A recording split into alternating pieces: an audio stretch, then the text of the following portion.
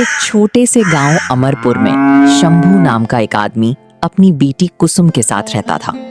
शंभू का शरीर बीमारी के कारण बहुत ही कमजोर हो गया था, लेकिन फिर भी वो अपने घर की जिम्मेदारियों और कर्ज के बोझ के कारण रोज काम करने के लिए मजबूर था। वो जानता था कि अगर उसने काम करना बंद कर दिया तो उसके घर का चूल्हा भी ठंडा पड़ जाएगा। एक दिन सुबह सुबह शंभू अपने घर के पास ही एक सूखे पेड़ से लकड़ियां काटने गया हुआ था। उसके हाथों में अब पहले जैसी ताकत नहीं रही थी, लेकिन फिर भी वो अपनी पूरी कोशिश कर रहा था। हर वार के साथ उसकी सांसें तेज हो रही थीं, लेकिन वो रुकना नहीं चाहता था। तभी पीछे से उसकी बेटी कुसुम वहां आ पहुंची। जैसे ही उसने अपने पिताजी को उस हालत में काम करते देखा, उसका दिल घबरा गया। पिताजी, मैंने आपको कितनी बार मना किया है, फिर भी आप यहाँ काम करने आ गए। कुसुम ने चिंतित होकर कहा। शंभू ने हल्की मुस्कान के साथ अपनी बेटी की तरफ देखा और बोला, अरे मेरी प्यारी बेटी, अगर मैं लकड़ियां नहीं काटूंगा तो हमारा घर कैसे चलेगा? काजल ने थोड़ा नाराज होकर कहा, पिताजी, आपका शरीर बहुत कमजोर हो गया है। अगर आप ऐसे ही मेहनत करते रहेंगे तो और भी बीमार हो जाएंगे। बेटी, मुझे काम करना ही होगा। अगर मैंने काम करना बंद कर दिया तो जो कर्ज मैंने लिया है वो कैसे चुकाऊंगा? और मैं चाहता हूं कि मैं जीते जी तुम्हारी शादी होते देखूं। कुसुम की आंखों में आंसू आ गए, लेकिन उसने खुद को संभालते हुए कहा, पिताजी, आप चिंता मत कीजिए, अब मैं भी काम करूंगी। हम दोनों मिलकर मेहनत करेंगे और कर्ज भी चुका देंगे। शंभू अपनी बेटी की बात सुनकर थोड़ा भावुक हो गया। मेरी बेटी अब बड़ी हो गई है। पिताजी, आप अब घर चलिए और आगे से ये भारी काम मत कीजिए। ठीक है बेटी। इसके बाद कुसुम घर लौट आई। घर आकर वो चारपाई पर बैठ गई और अपने पिताजी के बारे में सोचने लगी। पिताजी दिन ब दिन कमजोर होते जा रहे हैं। अगर ऐसा ही चलता रहा तो उनकी हालत और खराब हो जाएगी। मुझे कुछ करना होगा। तभी उसके मन में एक विचार आया। हमारे घर के पास जो थोड़ी बहुत जमीन है, उसमें पहले सब्जियां उगती थीं। अगर मैं उस जमीन पर मेहनत करूं तो हम सब्जियां बेचकर भी अपना घर चला सकते हैं। ये सोचकर काजल के चेहरे पर हल्की मुस्कान आ गई। हाँ, यही सही रहेगा। पिताजी को भी आराम मिलेगा और हमारा कर्ज भी धीरे धीरे खत्म हो जाएगा। थोड़ी ही देर बाद शंभू घर आ गया और बोला, कुसुम बेटी, तुम कहाँ हो? मैं आ गया हूँ। कुसुम तुरंत बाहर आई। पिताजी, आप बैठिए, मैं आपके लिए खाना बना देती हूँ। शंभू थक कर बैठ गया। कुसुम रसोई में जाकर जल्दी जल्दी खाना बनाने लगी। कुछ ही समय में उसने खाना तैयार किया और अपने पिताजी के पास ले आई। पिताजी, अब आप खाना खा लीजिए। ठीक है बेटी।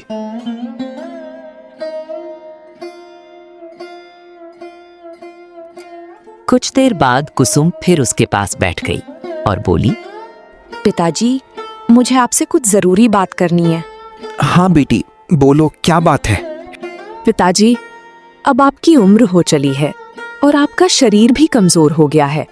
आपको इतना कठिन काम नहीं करना चाहिए। लेकिन बेटी, मुझे इसके अलावा कोई और काम आता ही कहाँ है? अगर मैं ये काम नहीं करूंगा तो हमारा घर कैसे चलेगा? पिताजी, मैं आपकी बात समझती हूँ, लेकिन मेरे पास एक अच्छा सुझाव है। शंभू ने उत्सुक होकर पूछा, अच्छा, कैसा सुझाव? पिताजी, हमारे पास जो थोड़ी बहुत खेती की जमीन है, हम दोनों मिलकर उस पर सब्जियां उगाते हैं।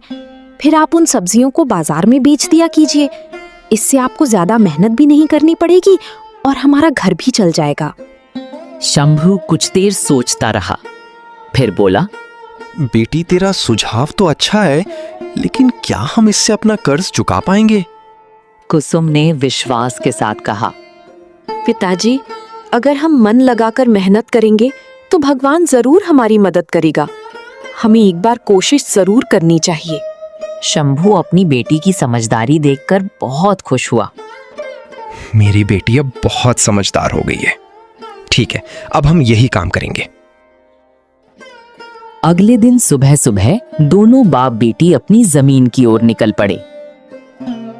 वहां पहुंचकर कुसुम ने कहा, पिताजी, हम यहाँ सब्जियों के बीज लगाएंगे और उनकी अच्छी तरह देखभाल करेंगे। हाँ बेटी, तू सही कह रही है। अब यही हमारे घर चलाने का तरीका होगा। उसके बाद दोनों खेत में उतरकर बीज लगाने लगे। उन्होंने पूरी मेहनत और लगन से काम किया। काम खत्म करके जब दोनों घर लौट रहे थे, तभी रास्ते में उन्हें धनराज मिल गया। धनराज वही आदमी था जिससे शंभू ने कर्ज लिया था। धनराज ने सख्त आवाज में कहा, शंभू, अच्छा हुआ तुम मिल गए। तुमने जो कर्ज लिया था उसका क्या हुआ? शंभू घबरा गया। धनराज भैया, मुझे थोड़ा समय और दे दीजिए, मैं आपका पैसा जरूर लौटा दूंगा। चाचा जी, बस कुछ महीने और दे दीजिए, हम मेहनत कर रहे हैं। ठीक है, मैं तुम्हें आखिरी 2 महीने का समय देता हूं। उसके बाद मुझे पूरा पैसा चाहिए, नहीं तो मैं तुम्हारी जमीन ले लूंगा। ये सुनकर शंभू और कुसुम दोनों थोड़े डर गए, लेकिन उन्होंने हार नहीं मानी। रात को दोनों साथ बैठे थे। पिताजी, अब हमें और ज्यादा मेहनत करनी होगी। शंभू ने गहरी सांस लेते हुए कहा, हाँ बेटी, अब हमारे पास कोई और रास्ता नहीं है। उस दिन के बाद दोनों ने पूरी लगन से अपनी खेती की देखभाल शुरू कर दी। सुबह सुबह उठकर खेत जाना, पानी देना, घास निकालना, ये सब उनकी दिनचर्या बन गई। दिन बीतते गए और धीरे धीरे उनकी मेहनत रंग लाने लगी। खेत में छोटे छोटे पौधे निकल आए थे जो धीरे धीरे हरे भरे होने लगे। ये देखकर कुसुम बहुत खुश हुई। पिताजी, देखिए, हमारे बीज उगाए हैं। शंभू ने मुस्कुराते हुए कहा, हाँ बेटी, ये हमारी मेहनत का फल है। अगर हम ऐसे ही मेहनत करते रहे तो एक दिन जरूर सफल होंगे। हम जरूर सफल होंगे पिताजी। समय बीतता गया और कुछ ही हफ्तों में खेत हरी भरी सब्जियों से भर गया। टमाटर लाल हो चुके थे, भिंडी लंबी और ताजी थे और बैंगन भी खूब अच्छे उगाए थे। पिताजी, अब समय आ गया है कि हम इन सब्जियों को बाजार में बेचने ले जाएं। हाँ, आज हम सब्जियां तोड़ लेते हैं और कल मैं बाजार लेके जाऊंगा। दोनों ने मिलकर बड़ी मेहनत से सब्जियां तोड़ी और उन्हें टोकरी में भर लिया। अगले दिन सुबह शंभू सब्जियां लेकर बाजार की ओर निकल पड़ा। उसके मन में थोड़ी घबराहट थी, क्योंकि ये उसका पहला दिन था सब्जियां बेचने का। बाजार पहुंचकर उसने एक जगह चादर बिछाई और उस पर सब्जियां सजाकर बैठ गया। शुरुआत में कोई ग्राहक नहीं आया। लोग आते, देखते और आगे बढ़ जाते। ये देखकर शंभू थोड़ा निराश हो गया। शायद मेरी सब्जियां किसी को पसंद ही नहीं आ रही। उसने मन ही मन सोचा। तभी एक आदमी उसके पास आया और बोला, ये टमाटर कितने के हैं? 20 रुपए किलो। उस आदमी ने टमाटर देखे और बोला, ठीक है, 1 किलो दे दो। ये शंभू की पहली बिक्री थी। उसके चेहरे पर हल्की मुस्कान आ गई। धीरे धीरे और लोग भी आने लगे। किसी ने भिंडी खरीदी तो किसी ने बैंगन। कुछ ही समय में उसकी आधी सब्जियां बिक गईं। शंभू मन ही मन भगवान को धन्यवाद देने लगा। शाम तक उसकी सारी सब्जियां बिक गईं। उसने पैसे समेटे और खुशी खुशी घर की ओर चल पड़ा। घर पहुंचते ही कुसुम दौड़कर उसके पास आई। पिताजी, आज कैसा रहा? शंभू ने मुस्कुराकर कहा, बेटी, सारी सब्जियां बिक गईं। सच में? ये तो बहुत अच्छी बात है। शंभू ने थोड़ा उदास होकर कहा, हाँ बेटी, लेकिन कमाई ज्यादा नहीं हुई, बस घर चलाने लायक ही है। पिताजी, कोई भी काम धीरे धीरे ही बढ़ता है। हमें हिम्मत नहीं हारनी चाहिए। हाँ बेटी, तू सही कहती है। अगले कुछ दिनों तक यही सिलसिला चलता रहा। शंभू रोज सब्जियां लेकर बाजार जाता और थोड़ी बहुत कमाई करके घर लौट आता। लेकिन कर्ज अभी भी बाकी था। एक दिन जब शंभू बाजार से लौट रहा था, तभी रास्ते में उसे धनराज मिल गया। धनराज का चेहरा गुस्से से भरा हुआ था। शंभू, 2 महीने पूरे होने वाले, मेरे पैसे का क्या हुआ? शंभू घबरा गया और बोला, धनराज भैया, मैं कोशिश कर रहा हूं, बस थोड़ा समय और दे दीजिए। अब और समय नहीं मिलेगा। अगर 2 हफ्ते में मेरा पैसा नहीं मिला तो मैं तुम्हारी जमीन ले लूंगा। ये सुनकर शंभू के पैरों तले जमीन खिसक गई। वो चुपचाप घर लौट आया। घर पहुंचकर वो चुपचाप बैठ गया। उसके चेहरे पर चिंता साफ दिखाई दे रही थी। काजल ने पूछा, क्या हुआ पिताजी, आप इतने परेशान क्यों हैं? शंभू ने धीरे धीरे सारी बात बता दी। ये सुनकर कुसुम भी थोड़ी देर के लिए चुप हो गई, लेकिन फिर उसने हिम्मत जुटाकर कहा, पिताजी, हम हार नहीं मानेंगे। लेकिन बेटी, इतने कम समय में इतना पैसा कैसे आएगा? हम और ज्यादा मेहनत करेंगे। इस बार हम ज्यादा बीज लगाएंगे। क्या ये संभव है? हाँ पिताजी, अगर हम पूरी मेहनत करेंगे तो जरूर होगा। अगले ही दिन दोनों फिर खेत में पहुंचे और इस बार पहले से दुगनी मेहनत करने लगे। उन्होंने ज्यादा बीज लगाए और खेत की अच्छी तरह देखभाल करने लगे। पिताजी, इस बार हमें एक और काम करना होगा। इस बार हम दोनों अलग अलग जगह बैठकर सब्जियां बेचेंगे। इससे सब्जियां जल्दी बिकेंगी और कमाई भी ज्यादा होगी। शंभू ने खुश होकर कहा, वाह बेटी, ये तो बहुत अच्छा विचार है। दिन बीतते गए और दोनों लगातार मेहनत करते रहे।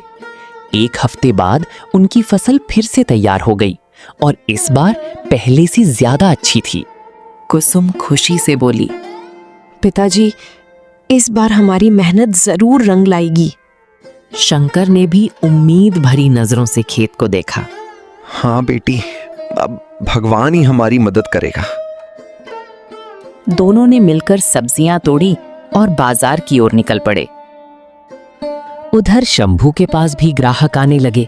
कुछ ही घंटों में दोनों की सारी सब्जियां बिक गई। जैसा तय हुआ था, इस बार दोनों अलग अलग जगह बैठ गए। कुसुम अपनी मीठी आवाज में ग्राहकों को बुलाने लगी, आइए, ताजी सब्जियां ले जाइए। लोग उसकी तरफ आकर्षित होने लगे। शाम को दोनों घर लौटे और पैसे गिनने लगे। कुसुम खुशी से बोली, पिताजी, इस बार हमने काफी अच्छी कमाई की है। शंभू की आंखों में उम्मीद की चमक आ गई। हाँ बेटी, अब शायद हम धनराज का कर्ज चुका पाएंगे। मैंने कहा था ना, मेहनत कभी बेकार नहीं जाती। उस रात दोनों ने बहुत सुकून महसूस किया। उस रात शंभू और कुसुम दोनों बहुत देर तक जागते रहे। उनके सामने पैसे रखे हुए थे और दोनों बार बार उन्हें गिन रहे थे। शंभू के चेहरे पर खुशी तो थी, लेकिन मन में थोड़ी घबराहट भी थी। बेटी, क्या ये पैसे पूरे होंगे? हाँ पिताजी, इसमें कर्ज और ब्याज दोनों पूरे हो जाएंगे। आप चिंता मत कीजिए। शंभू ने गहरी सांस ली। आज कई दिनों बाद ऐसा लग रहा है जैसे कोई बड़ा बोझ उतरने वाला है। पिताजी, ये सब आपकी मेहनत का ही फल है। नहीं बेटी, अगर तू मुझे रास्ता नहीं दिखाती तो मैं आज भी जंगल में लकड़ियां काट रहा होता। रात काफी हो चुकी थी। दोनों ने खाना खाया और सो गए। लेकिन उस रात उनकी नींद में भी एक सुकून था, क्योंकि अगले दिन उनकी जिंदगी बदलने वाली थी। अगले दिन सुबह दोनों जल्दी उठ गए। कुसुम ने पैसे एक कपड़े में अच्छे से बांध दिए। पिताजी, चलिए, अब देर नहीं करनी चाहिए। हाँ बेटी, चलो। दोनों धनराज के घर की ओर चल पड़े। रास्ते भर शंभू बार बार उस पोटली को छूकर देखता, जैसे उसे यकीन ही नहीं हो रहा था कि आज वो कर्ज चुका पाएगा। कुछ देर बाद वे धनराज के घर पहुंच गए। धनराज आंगन में बैठा हुआ था। उन्हें देखते ही उसने कहा, अरे शंभू, तुम तो 2 दिन पहले ही आ गए। क्या बात है, पैसे लाए हो या फिर कोई बहाना बनाने आए हो? शंभू ने हाथ जोड़कर कहा। धनराज भैया, मैं आपका पूरा पैसा लेकर आया हूँ। धनराज ने थोड़ी हैरानी से कहा। अच्छा, दिखाओ। शंकर ने पोटली खोली और पैसे उसके सामने रख दिए। इसमें आपका पूरा कर्ज और ब्याज दोनों है, आप गिन लीजिए। धनराज ने पैसे गिनना शुरू किया। थोड़ी देर बाद धनराज ने सिर उठाकर कहा, हाँ, पैसे पूरे हैं। ये सुनते ही शंभू ने राहत की सांस ली। उसकी आंखों में आंसू आ गए। भैया, पैसे देने में देर हो गई, इसके लिए मुझे माफ कर दीजिए। धनराज ने थोड़ा नरम होकर कहा। ठीक है, अब हिसाब बराबर है। पिताजी, अब हमारा कर्ज खत्म हो गया। हाँ बेटी, आज हम आजाद हो गए। दोनों वहां से बाहर निकले और घर की ओर चल पड़े। आज रास्ता भी उन्हें पहले से ज्यादा अच्छा लग रहा था। हवा भी ठंडी और सुहानी लग रही थी। घर पहुंचकर शंभू चारपाई पर बैठ गया और बोला, बेटी, आज बहुत सुकून मिल रहा है। अब हमें और भी मेहनत करनी है ताकि आगे कभी हमें कर्ज ना लेना पड़े। हाँ बेटी, अब हम अपनी जिंदगी को और बेहतर बनाएं। दोस्तों, अगर आपको हमारी ये कहानी पसंद आई हो और इसने आपके दिल को छुआ हो तो प्लीज इस वीडियो को लाइक जरूर करें। आपका एक लाइक हमें और भी ऐसी ही दिलचस्प और सीख देने वाली कहानियां बनाने के लिए प्रेरित करता है। और अगर आप चाहते हैं कि आपको रोज ऐसी ही हिंदी मॉरल स्टोरीज मिलती रहें तो अभी हमारे चैनल को सब्सक्राइब जरूर करें और बेल आइकन दबाना बिल्कुल ना भूलें ताकि हमारी हर नई वीडियो सबसे पहले आप तक पहुंचे। पूरी वीडियो देखने के लिए दिल से धन्यवाद। आपका साथ ही हमारी सबसे बड़ी ताकत है। ऐसे ही जुड़े रहिए और देखते रहिए हमारी कहानियां, क्योंकि हर कहानी में छुपी होती है एक नई सीख। मिलते हैं अगली शानदार कहानी के साथ। तब तक के लिए आप अपना ख्याल रखें।